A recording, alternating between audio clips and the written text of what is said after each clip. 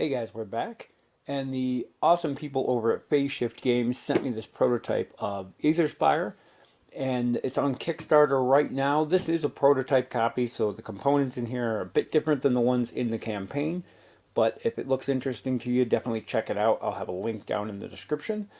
But for now, we're going to get right in and take a look. So there's a lot of stuff in here. Here's the basic board. I don't think that's going to change too much. You have these tiles, and you're going to be using these tiles to build spires for the 4 different elements. And the idea is that the realm is under attack, and they're trying to destroy these cores. And you've got to protect them, and you have these walls around, one for each element to protect them. And then you're going to be building spires. And you have these different tiles. They have an elemental side and a wild side. I'm not sure what they call the difference. There's a name to the 2 sides, but on the elemental sides, they have different elements listed on these squares. Some of them, of course that one doesn't have any, require multiple elements in order to build there. And the idea is that you're going to be getting these and putting them out. You have dice that you're going to roll that have different element symbols on them. And based on the elements you roll, you're going to use those to place pillars on matching element squares. Eventually, you're going to get enough pillars on a tile to build a second layer. And then you're going to find a second layer to put on there. And ideally, you want to match the elements, so that one's earth, this one's also earth. Now you can see this one splits and has 2 smaller ones going up from there.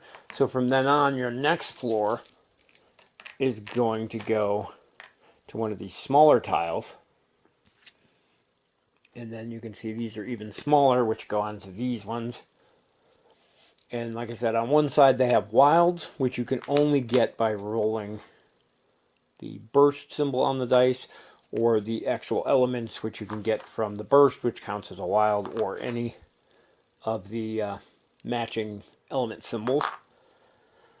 Now that all sounds easy enough, except in the process of doing all this, you're also going to be getting attacked. And the you have this bag here, and there's going to be these invaders coming out. And when they come out, they're going to go on to matching element sections of the map. So first you're always going to have out one of the rainbow ones anyway. But yeah, you're going to draw these, and they're going to go. So a green would go to a green. These are supposed to be white. They're silver in this, but they would go to a wind. But since there are no wind, they would go to a wild, and so on. You can't build a pillar where there is one of those, and if there's one of them on top of a pillar, you can't build the next floor until they're destroyed. So they make it a little more difficult, but at the same time, you're also going to be drawing some out of this bag each turn as crystals or shards, and they're going to go over here, and they have the different elements over here, and based on which ones you get, of course I grabbed ones that don't do anything, but you can cast different spells. So for a wind and a water here, you can do Ice Beam, which allows you to crystallize enemies in a room. So if we had 2 guys here, you could spend these to crystallize these guys and turn them into earth elements. Up here you have a firestorm, which is wind and fire, which allows you to move an invader from one tile to another and then create a free pillar. That's kind of cool. Fire and earth allow you to do lava bomb, which just outright kills 2. So you would remove 2 invaders from the map and put them back in the bag. And then earth and water gives you mudslide, which allows you to roll. Normally you have your 5 dice that you're going to roll. It actually gives you 3 extra dice. So more chances to get the symbols that you need. It's kind of a neat concept. It's pretty simple to understand the basics, but very difficult to get the hang of. Each player is going to be playing a different character, and all these characters have various abilities that can be triggered.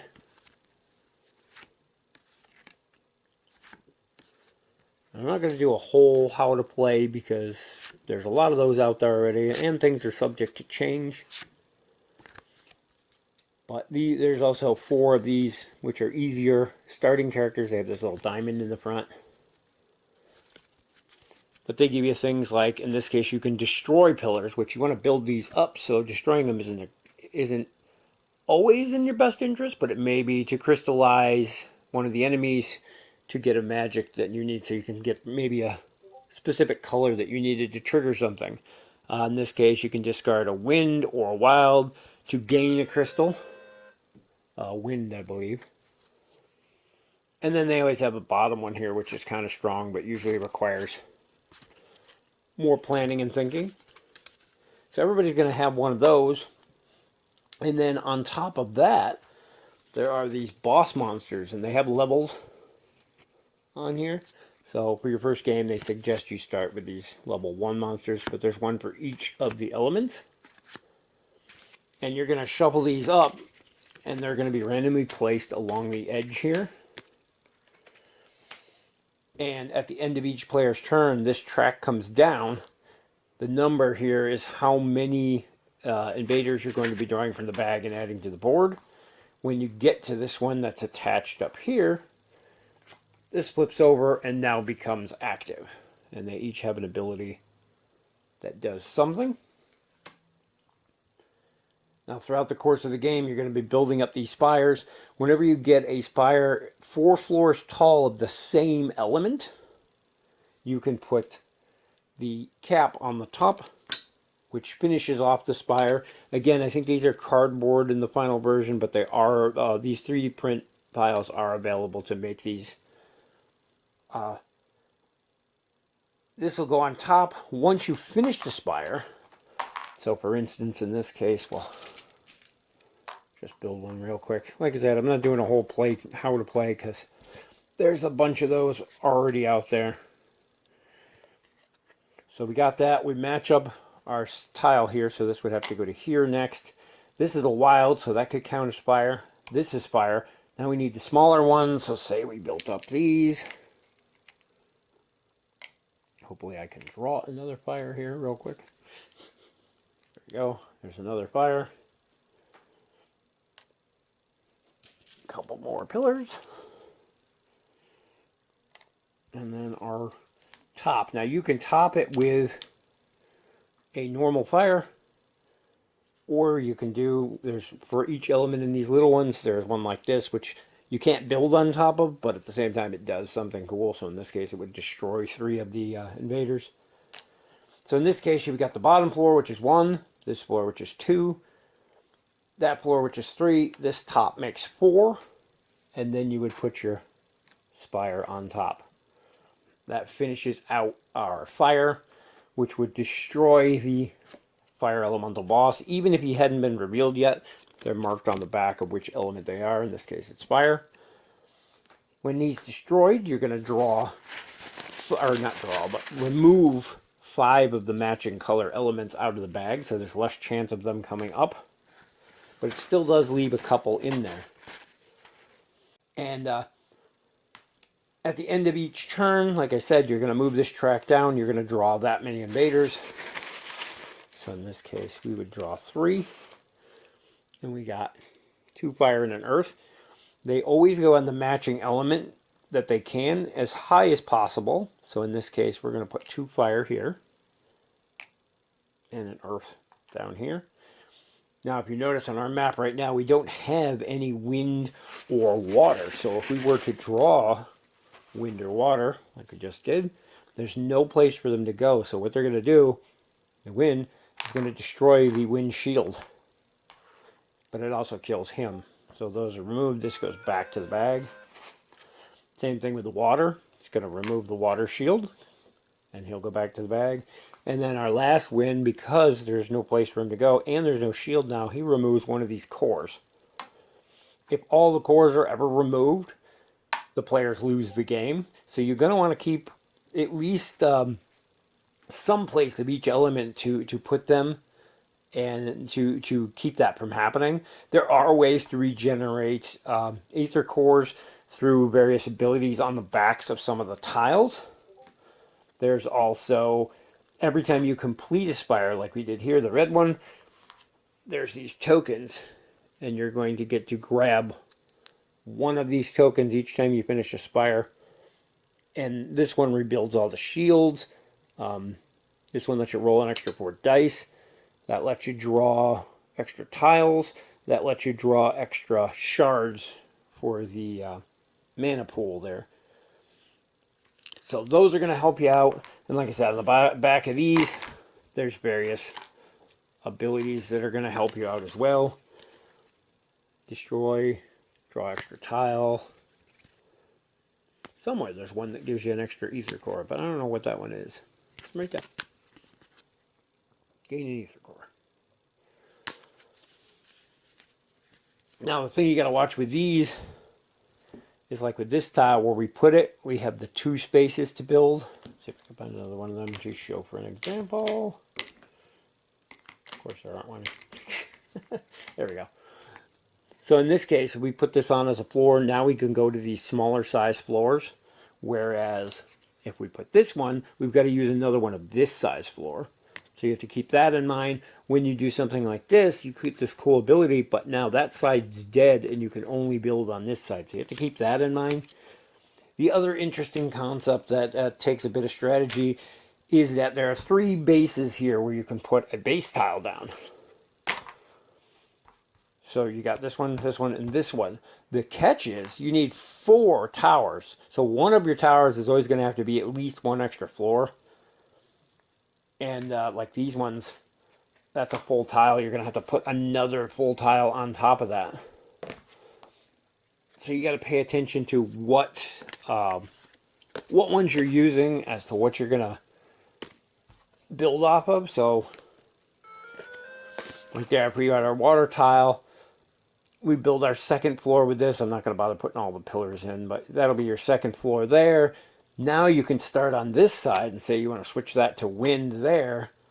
Now you need 4 floors of the wind starting with that as the base, where this is already going to be too high of water. So you need to keep that in mind because you do have a limited number of the pillars to build with as well. And as I said, you need 4 elements and there's only 3 places to build. So you've got to, one of them has to be doubled up no matter what you do. And like there's one that's a dead end on this side, but you gain 2 ether cores to make up for it. That's kind of cool. I think there's one of each of those like that. I am missing a couple tiles, which kind of hurt playing the game. It made it a lot harder than it should be, because I think one of the ones we're missing one of each of these, I think it was, and then one of the top ones, which really made the game a lot more difficult than it should be. So we haven't actually won yet. We've come pretty close. But I think the game has a pretty good pacing, and it's an interesting co-op. You definitely need to strategize what you want to concentrate on and how you want to remove things. The different bosses can really mess things up, especially just the level 1 ones. So we'll start with the red guy here. Say we didn't have this on top. Any of these red guys that you drew, if there's they always go to the highest place. So the highest place here would be up here. You'd put them on there. Well, if he's in play at the end of the turn, they're going to destroy these pillars. They stay, but those pillars go away. So unless you can complete all of those in one turn, every time you draw red, you're going to destroy a pillar and it's going to set you back. So you got to keep that in mind. Then you have the green guy. They can only be on pillars. So in this case here, the way the board is, if we drew a green, there's no green pillar for them to go on. They would immediately go destroy the shield. So you've got to get some pillars down here on the green so that they have some place to go. And then I think most detrimental is the wind. If there's any wind guys on the board, which in this case, the way the board's set up, there can't be, but say that was there, and we drew a couple of the silver guys and they get out there on the board, then each one of these that's on the board while he's in play, you're going to roll one less die. So normally you get 5 dice on your turn. There's 2 of those guys there, so you're only going to get 3 dice on your turn. So it really limits what you can do. So you got to make use of the spells that you have available to really keep these clear for the next player so they're not getting screwed. And then the last one, which I don't think was that huge of a deal, the water guy, at least a level 1, makes Firestorm cast a water as well. So in order to do Firestorm, which is normally fire and air, you've got to spend fire, air, and water. So it uses up extra shards. You can also spend shards out of here. You spend 2, you can draw any tile. When you draw a tile, you flip it over this way. If it's not something you wanted, you can put that back and draw another one. You're kind of stuck with the second one. If you spend 3 shards to draw the tile, you can actually draw it face down with the rainbow wild side up, multi-side, I think they call it. I'm going to remember the term for that eventually. But they get drawn, and then they can be played that side up, which can be used as any element. But again, you need to make sure you roll the bursts in order to place on those. So they're harder to place on, but they can be any element. And that's, I mean, pretty much the basics. I know I skipped through a lot of stuff here, but like I said, there's a lot of full how to plays out there. And of course, there's the higher level bosses for each of them. You can mix and match to make things even more difficult. So once you get the hang of things and you can beat it relatively easily, then you can upgrade and make things more difficult. There's also more advanced heroes other than the starting ones that have more specialized abilities. The starting ones seem to have more well-rounded abilities that play off each other pretty good and combo together good. But yeah, overall it's an interesting game. I like the way it plays. It's definitely a thinky co-op. And as they pointed out, it is not a dexterity game, despite the way you're building things. There's no dexterity involved, and they mentioned that in their video several times now, which I think is kind of funny. But yeah, I actually originally overlooked this, and then I started looking into it, and it's an interesting co-op, and I like the way that you really have to work together, or you get out of control quickly. This moves down at the end of each player's turn, so you literally only have, I don't even know how many that is, 14 turns to solve the puzzle, which is building one of each of the 4 elements. And you also have to think, one thing that we failed horribly on our first mission was that as you're building your spires, completing the spire is nice because it removes, like I said, a big chunk of the invaders from the bag. I think there's 3 left over, so they can still come up. You got to be careful of that. But at the same time, if you remove all the elements out of the bag, you're no longer drawing them out here to be used in your spells. And if you don't have those for the spells anymore, it really makes things a lot more difficult. So we've been found getting up to the very last section of the spire and not capping it off yet is sometimes a good thing. You just have to make sure that you have a place for each of the elements to go, otherwise you can get screwed over very quickly. Our very first game, we capped off fire. Early on, we didn't have this little extra fire section here. It was a dead end, so it was literally straight up to the spire. And the problem we had was the next turn, we literally drew all 3 of the remaining fire invaders. There was nowhere for them to go. So one took this out, one took a core, one took the other core, because you start with 2 cores in there. And we literally lost in one turn. So it's something you have to keep in mind as you're building. I think we would have had a little easier time with this had all the pieces been here. So that's kind of skewed our difficulty level of it. But overall, I think it's a decent game. And I'm looking forward to trying the final version with all the pieces. Again, everything here is prototype, so I'm not sure if and what is going to change. I believe these were changed to cubes in the game. The invaders are definitely something else. But these 3D printed files to make these, as well as the pillars and the spires, are included in the Kickstarter, so you can print those out on your own.